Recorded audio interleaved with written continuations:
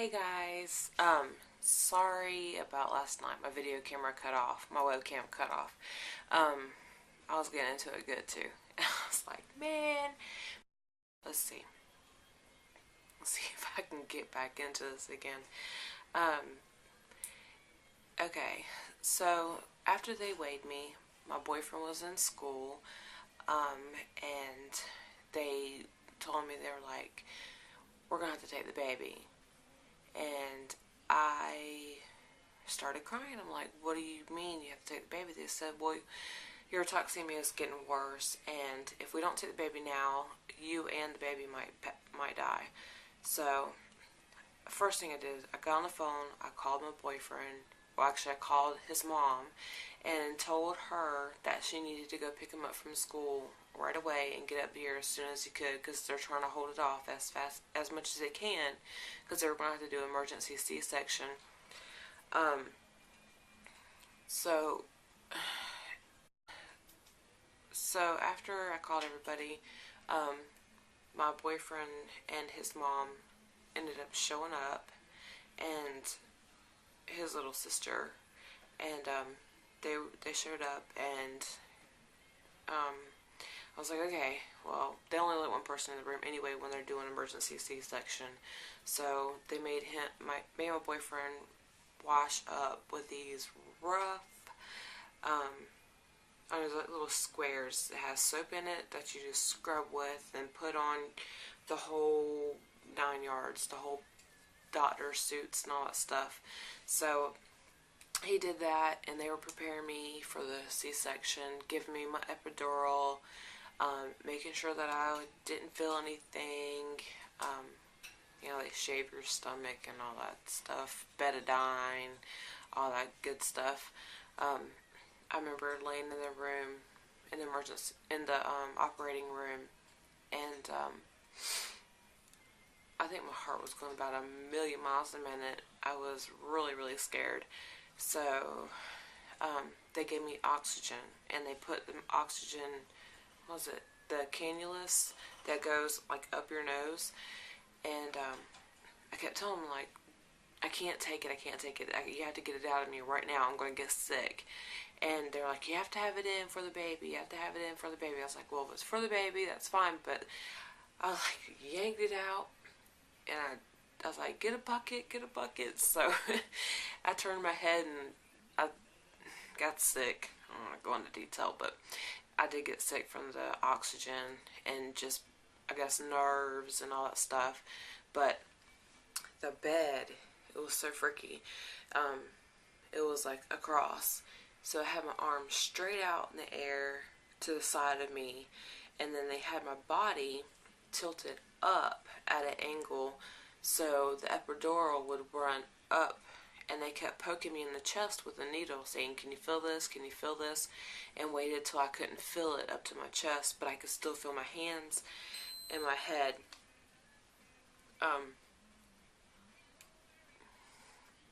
It was really crazy feeling. They were like, okay. So my boyfriend was standing next to me, and he was holding my hand, and they wouldn't let me watch. I've seen some people where they had mirrors up where they can actually see the C-section going on, but they had a blanket covering over the top of me, at an angle where I couldn't see anything that was going on, but my boyfriend could see everything. So they were like, all right, we're going to feel some pressure.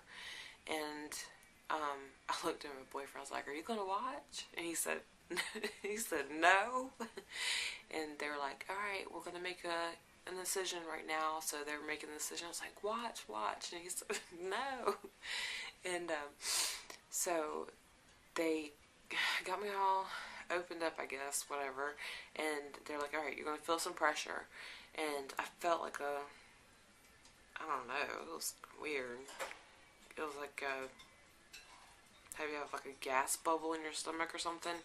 And they're like, okay, the baby's out. And I didn't hear any crying, and I was scared to death. And my boyfriend looked up and seen her, and they wouldn't let him cut the cord. And I was like, am I going to get to hold her? And they said, no, we have to take her right away to make sure that she's going to be okay.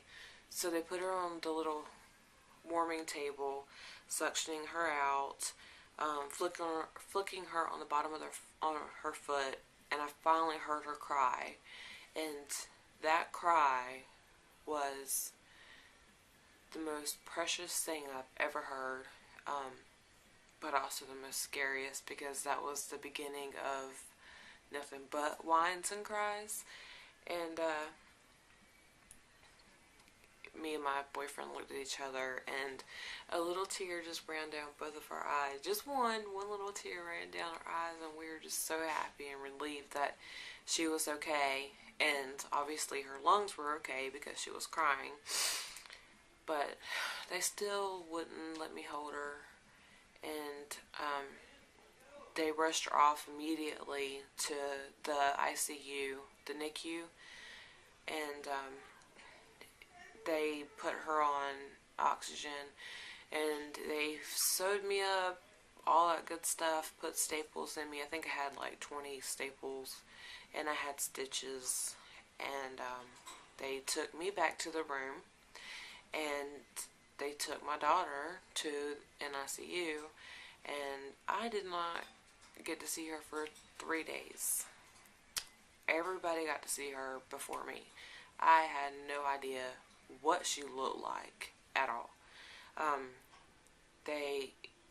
My boyfriend got to go down to the nursery and see her grandmothers and all that stuff, but I did not get to go see her, not even in a wheelchair. So I've got some pictures. I don't know how well you'll be able to see them, but here, let me show you. Let me show you. I don't know. I think you're gonna have a good play. That is me and my boyfriend right before I was gonna have her. When I was getting ready and I was scared to death and he was trying to calm me down. There's that one. And then here he is in his outfit, dressed from head to toe like a doctor. That was funny. He still has that too. But here, I don't know, it's really dark. Here's when they were taking her out. It's a big old black blob. He was able to get some pictures, thank goodness, because I wasn't able to see anything. And there's my little baby. When they had her on the table, they had her hooked up to more monitors than I did. That was the scariest thing, especially being 15 years old. That broke my heart really bad. Oh, I didn't get to tell you how much she weighed. It was one day before I turned 7 months pregnant. And I begged the doctor, I'm like, please, just one more day, let me turn 7 months, please. But they insisted that it was the best for both of us, because it was getting really bad. Oh, I know what I was going to tell y'all.